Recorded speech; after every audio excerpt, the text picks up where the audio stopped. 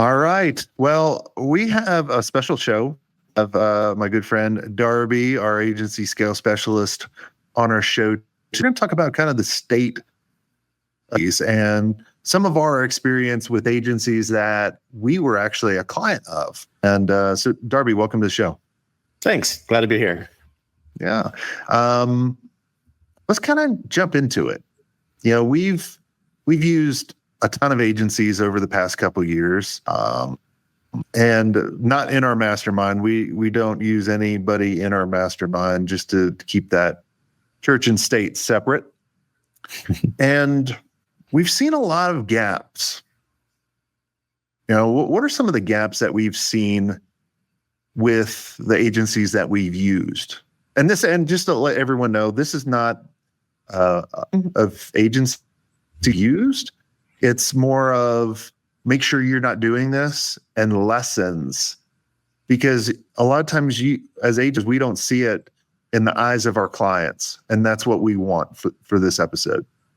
Yep. The whole goal is just to really make you think harder about your onboarding process, about your communication, the way that you're talking to your clients, the way that you're sharing your successes, your failures, and just really taking a good hard look at just making sure your clients are happy at the end of the day, right? Because just like you said many times, you know, buyer's remorse kicks in immediately with most of these engagements, right? So you've got to head that off very, very quickly. And you do that through strong communication, you do that through a strong onboarding. So we just want to get into the elements of that and what we see working within our members and their agencies and what we've experienced to the contrary in some regards. So the whole goal is just to kind of just make you think and maybe make some changes. So let's start with communication. You know, that's a big thing with us. You know, it's pretty simple, right?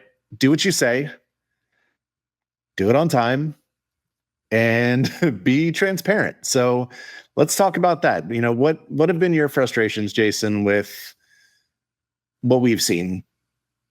Well, we really haven't seen communication, right? And we've told them in the very beginning, you know, when they start putting us through their onboarding process, which here's one thing I don't like, and I don't think clients like an 80-page document that I need to fill out. But we met 2 or 3 times and you've asked me a lot of this stuff. Why couldn't you fill this out ahead of time? Why couldn't you build this with us? Why are you putting all the work on us in order to do your job? Right? I understand, or at least do it with us versus just put me in a dark room, fill out an 80-page document, right? And then, you know, on that document, a lot of times they ask, what is the best way of communication? And even when they talk, like I'll introduce them to the rest of the team, you and Stacy and Jody. And what do you guys always tell them? Hey, whatever you tell Jason on the date you're going to get something to him, make sure it's done. Like, because the next day, and like, for example, one of the agencies we used, they were like, yeah, do you remember this? Like they go, Jason, we'll get it to you by the end of day Thursday. Okay, great. Awesome. Friday morning comes. I hit them up a Slack message. Hey, it looks like you missed the deadline for yesterday. Going forward, if you're going to miss, let us know. Do you remember what happened? I don't. Well, this has happened a couple times, so I'm not even sure exactly which one you're talking about. The audio message I sent you? Oh, yes. Oh, God. Yeah. You're going to have to get into that. So I caught this agency on a bad day because he obviously apologized later on. But on Slack, you can only send 5 minutes of audio at a time. He sent me 3 audio messages because he kept like timing out at 5 minutes. And let me just kind of start off how it is. I am not your freaking or effing, employee, an agency partner. And you don't talk to me this way and just start ripping me. And I don't know if we need to work all this stuff. And I literally sent it to Darby and I sent the message sent because he saw it on Slack. Like, hey, going forward, just let me know. And I couldn't believe it. I literally was like, who's this Dr. Jekyll, Mr. Hyde going forward? So lesson learned. Don't send long audio messages because you have to that whole time and it's hard to respond, but all you cussing out your clients. Well, I think that should probably go without saying, but let's talk about how people are certain that their clients are happy. What measures or what things do you have in place as an agency to ensure, not just assume, that your clients are happy, not just with the results that you're getting, but with the communication, with just the feels, right? That they feel like the things that they've hired you for are being done and communicated properly. Well, I mean, that's the thing. Like, even if you're getting results for your clients, if you communicate that to them, they're not going to know.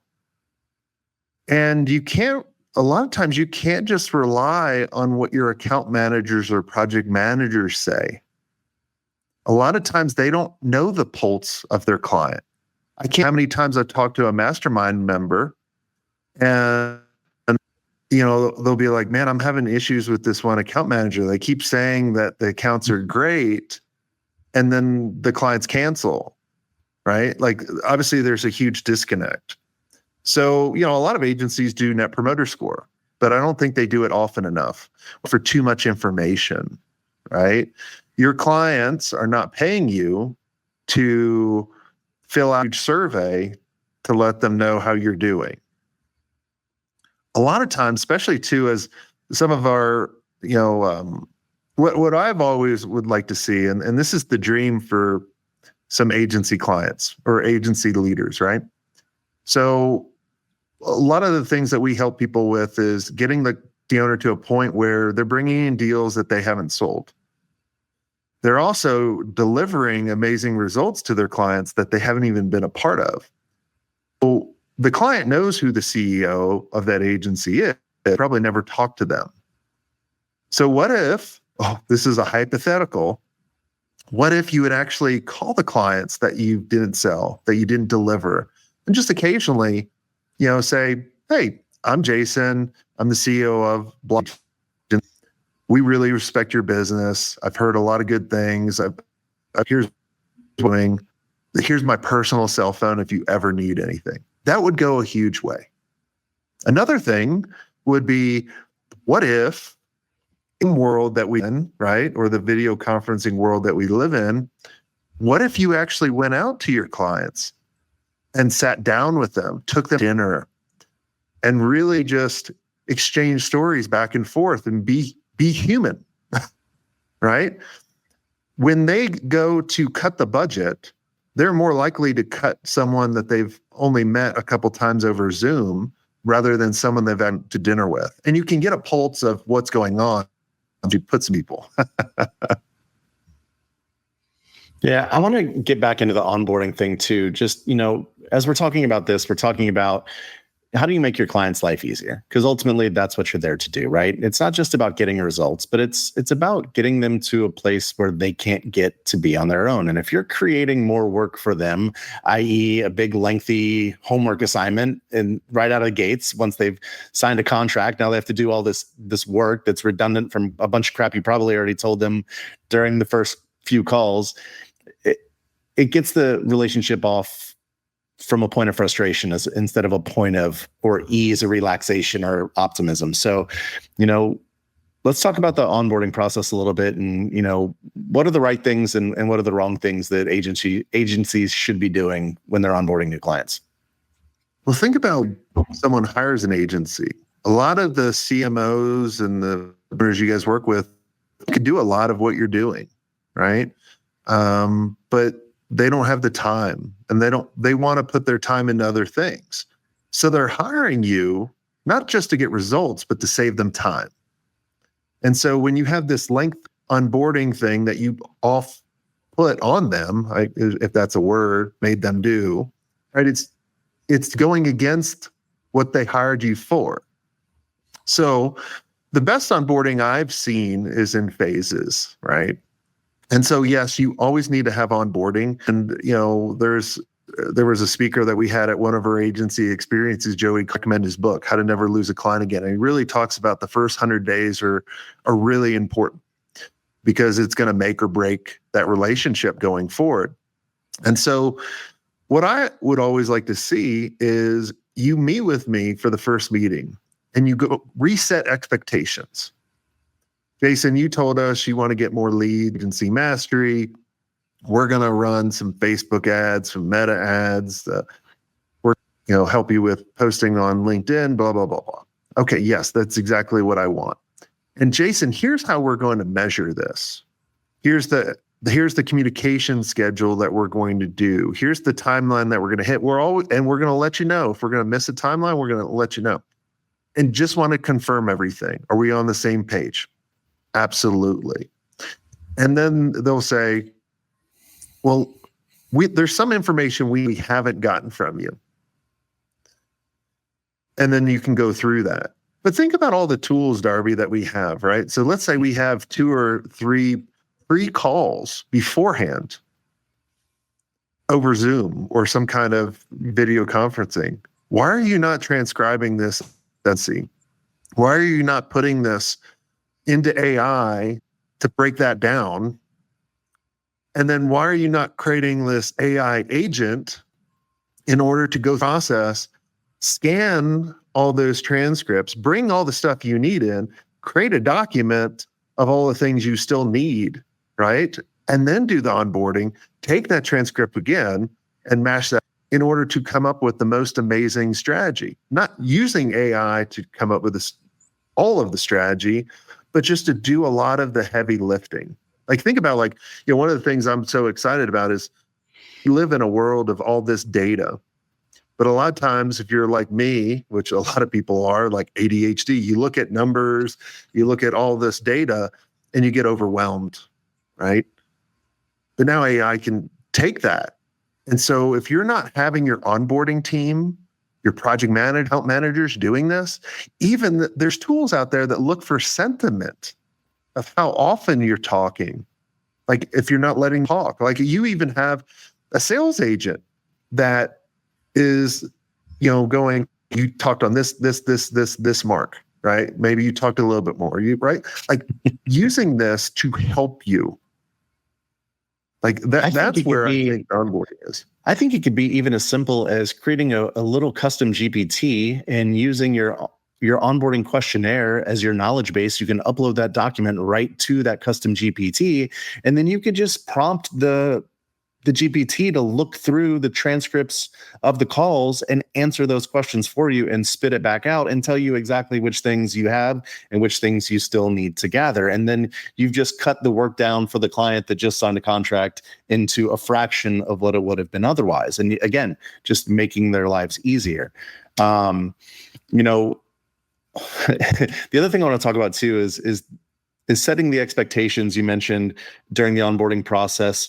And then not only that, but then, you need to customize your communication style to your client. And even when you get, a large number of clients, it's still not overly complicated to do that. Some people need a Loom video once a week analyzing the data that's shown in the dashboard, because certain people are going to see a dashboard and it's going to be meaningless to them.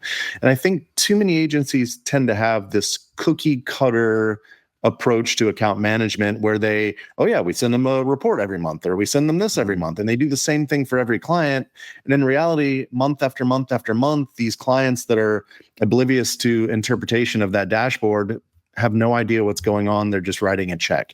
And I heard somebody say recently, when we said, how do you know that your clients are happy? They're like, well, they pay every month. It was like, don't know that that's really a clear indicator on how satisfied they are. So, let's kind of dig into that. A clear indicator how satisfied they are is if those counts are growing and they're paying you more. And a clear indicator, if you position your agency in the right, is do they come to you with problems rather than tasks? And the problem could be something that not even related to marketing. That's the clear indicator that you've built trust. They see value. If they're just barking orders to you, I can promise you they're going to replace you and you're going to be irrelevant. You're already behind. And I think one of the most overlooked paths to being able to scale your business is capitalizing on your existing relationships, right? We have tons of data, and we see more often than not, the number one thing an agency says their biggest challenge is not enough leads, right? I need more leads. I need better clients. I need more opportunities. When in reality, they're not positioning themselves in a way to fully realize the opportunities they already have in front of them. Just like you just said, right? When you can position yourself to be in that trusted advisor role as a problem solver for their business, that they know whatever my challenge is, I can go to Jason or I can go to Philip and I can say, hey, man, we've really been struggling with this. What are you seeing here? And then that's a great opportunity for you as the agency owner or the account manager to be strategic and to guide them and say, hey, I can connect you with somebody who I know who's really great at this, or this is something that actually we can handle, or here's a little something that you can do independently that I can guide you on. And that just reinforces the value to the client of the importance of the relationship. Because again, the results are awesome, but the value of the relationship is really, really important, because then again, when things are tight or there's economic uncertainty and cuts are being made, what are the things that are relationship based, like we talked about with, getting to know your clients as people? And then what are the things that are transactional, that are just, hey, we're paying money for a result and we're not even maybe clear or sure on what that result is. Yeah, I mean, you should be going to them with ideas and new things, right? Like I would never bring on, it goes back to, are they the right prospect for you? A lot of agencies are selling people that they can never upsell later on. They can never grow those accounts. And so I look at that as that's a bad prospect. I would only want to bring on people that I knew I could help and I could grow their accounts and they want to grow. And I'm only bringing on people acknowledge to help. Knowing who you can help and that you can help someone, make them a good client, right? They have to want the help. Like, if I hired a trainer, I want to lose weight, but I also like to eat food. I also like to eat a lot, right? Like, so, until that outweighs, right? And so you find that right client. So if any trainers out there listening to this, I'm not the right client for you right now. I mean, you can join the gym, but you got to put in the work at the end of the day, right? And if you're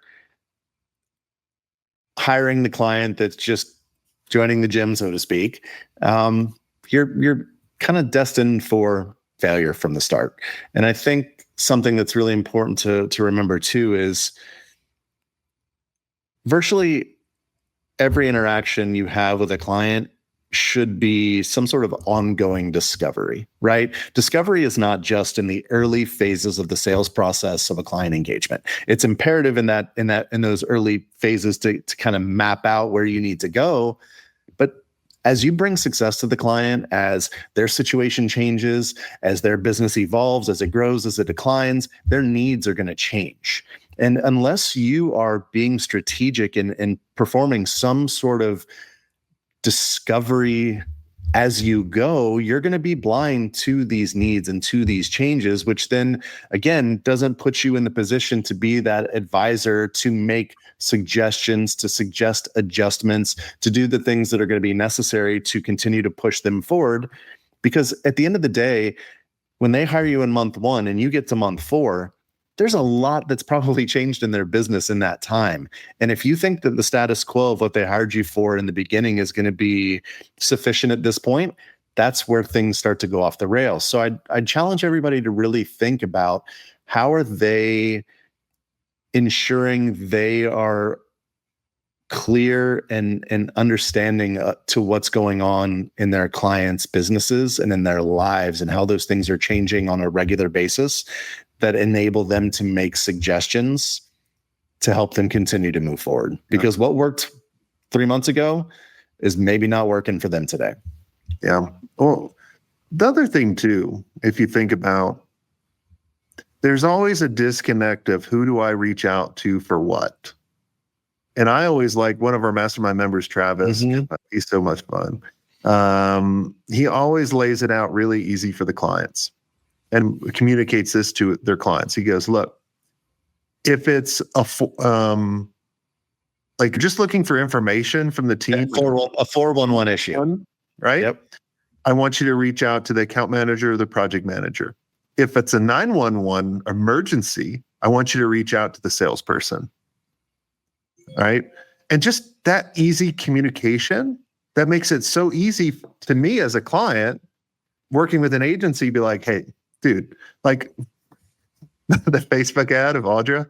So the agency created this thing in AI, and it was like a newspaper article, and it had one of our members, Audra, that's done amazing results, went from like 300 grand when she started with us to well over 3 million and not working over 30 hours. And so they created like this news article ad. Well, this news article ad, first off, it was like, we've all put our picture in ChatGPT as like, put me in a pose of this. And it's been horrible, right? It doesn't even look anything like. So that was mistake number one. But they had typos all over. And they were supposed to get our approval for all these ads. And so they just put it out there. And I was like what? Like, that's a 911. And the thing too, and here's the other thing. I know you're going to make mistakes. We all do. I make mistakes all day long. Own it. And so I fully expected to have that agency call me the next day and be like, Jason, man, I'm sorry. This is what we're doing to fix. They're so embarrassed. Like this was rough. I can't believe this happened either, right? Exactly. They hid in a freaking corner. They never called. They sent one Slack message. Oh, we didn't spend that much. Not many people saw it. No, a lot of people saw it. Because like we saw it. A lot of members go, hey, I saw this ad. We saw it. That's enough, right? Like it was brutal. Like the typos were brutal. It screamed just AI effort zero. It was rough. Like it was embarrassing. Yeah. So, when you make mistakes, well, I guess there's two lessons on that part of the story. Let people know who to contact and when. And 411 or 911. Love that. Like, thank you, Travis, for letting the mastermind know about that, because I've never heard about that. I was like, that's brilliant. It's brilliant. The other part is own your fucking mistakes. Like, call the client. If you hide in a corner, like, it's only going to make it worse. It's only going to make it worse. And I said it earlier too. Risk of being redundant. It just makes me question the validity of the information that's being shared, right? Because if everything you're sharing is so great all the time, and we're seeing all these great things and all this great movement, but yet we're still not really seeing the results that we were after. And granted, we're still pretty early and we were optimistic, but I don't feel like I'm getting the full story. And if I'm not getting the full story, that's when my mind starts to wander. And when my mind starts to wander, that's not a good thing. I overthink things to a fault. So just, again, humanizing things, right? This is the thing. This is the theme of the whole conversation, right? It's just the human element, because humans make mistakes. Humans need to be connecting with humans. And if you just make your relationships just more human in general, when it comes to the way you're communicating, the relationship you're building, that's where long-term relationships are made. Yeah. The other thing I want to kind of switch a little bit of focus off of onboarding. All right. There's a survey. I can't remember where I read it, or can't give credit. So I apologize. So take it with a grain of salt. Most people want their, and look, I think agencies have a negative concept to using AI as just writing articles and creating bad images like we just talked about. But right? And it does, right? For the people that use it really poorly. And so a survey that to all these brands, and the brand said, I want my agencies, the agencies I work with, to use AI to get us better results. And they go, well, and a lot of our agencies we're using are AI, but they're not using it in the way that we need it to be. And we don't view that particular agency as an AI expert. That's really leveraging. That's the key term right there. That is the key term, right? And so think about these working with agencies, they want to get the best result.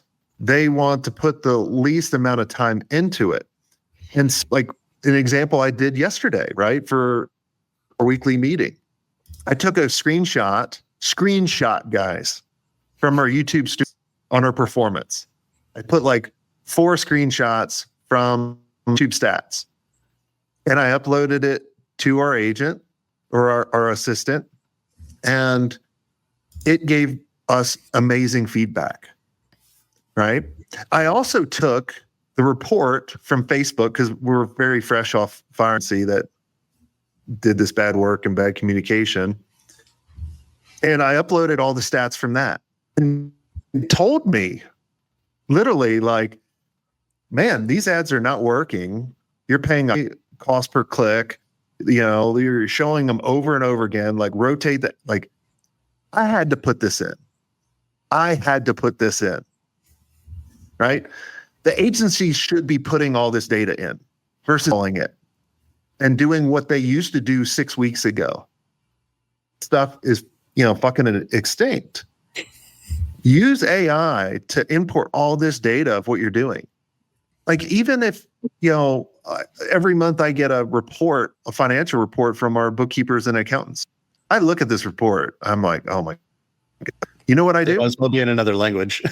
Yeah, I'm like, I feel like it's like, the Adam Sandler movie. It's like, I can see you're moving, but I can't make out the word. Right? That's how it is when I look at it. But I go, how am I doing? It's like, hey, the bid went fantastic. Profit went up. Revenue went down a little bit.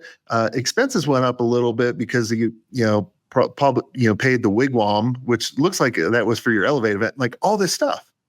But that's what I want an agency I'm using to be leveraging all this data and coming and then interpreting what that said and then what and then present it to me.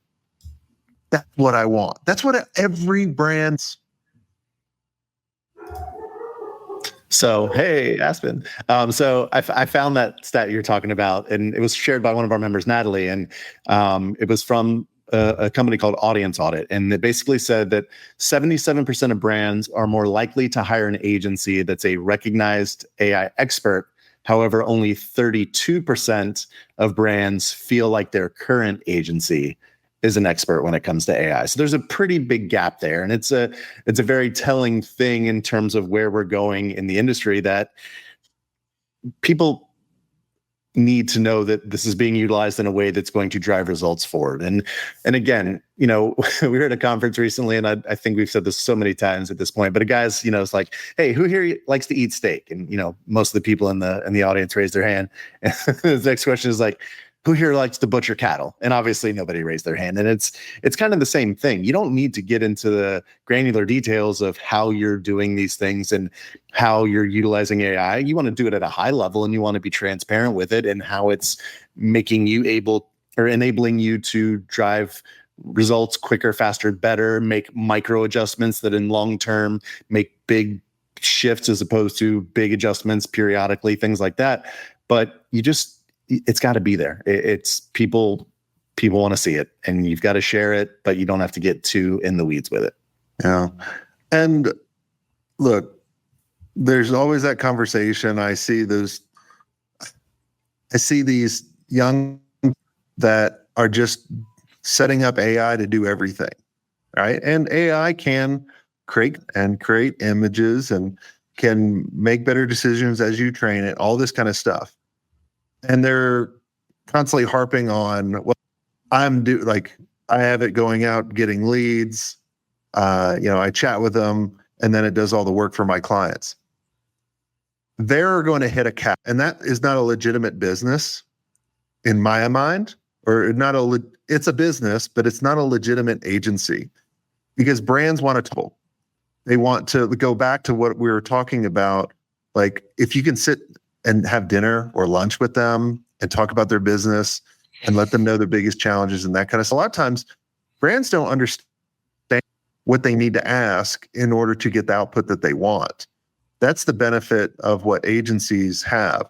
And then if you can use the power of AI to help you and streamline that, right? Like, so, go back to, the solar days of, the first agency, 100 people. 2 years ago could have built the same amount of agency with probably 40 people. Today, you probably could do it with 20, right? Using AI, but there's still a human element into all this. And so the people are going, my job's going to be replaced, the agency's replaced. Like we launched a video about, Zuck out, how their platform is not going to need agencies and people there. People are, yes, some people like me, that's awesome because I understand marketing. I can go there and but for, a butcher, they're not going to do that, as Aspen agrees.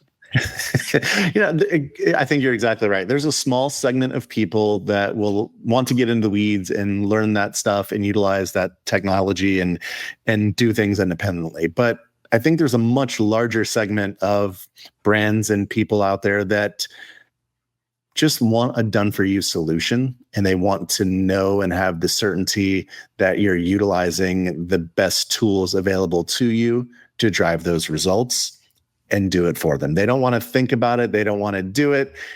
That's what you're there for. You're hired to make it easy, to make it simple, and to get the result. Yeah. Well, I think we covered a lot. For everyone listening, I want you to really think about it with your client's perspective. Not easier for your team. And just don't listen to your team about, well, it needs to be this way because it's easier for us. That doesn't mean it's necessarily better for the client. But I want you to be more client focused on onboarding, communication. Yeah, just doing what you say you're going to do. That sets you about 99% of the agencies out there that we've worked with.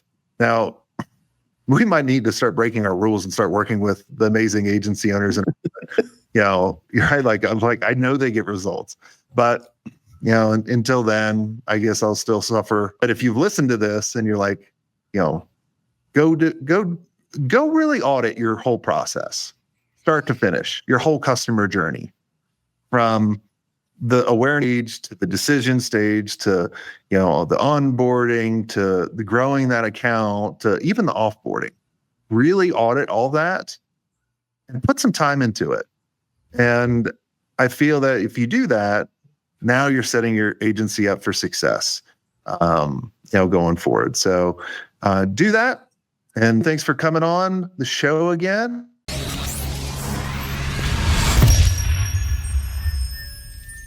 I hope you enjoyed this content. If you want more content like this, make sure you click on the link on the screen or check out your most popular podcast platform where the full episode is there. And until next time, have a swank day. What are you doing? Go check it out. Click on the link. I'll see you soon.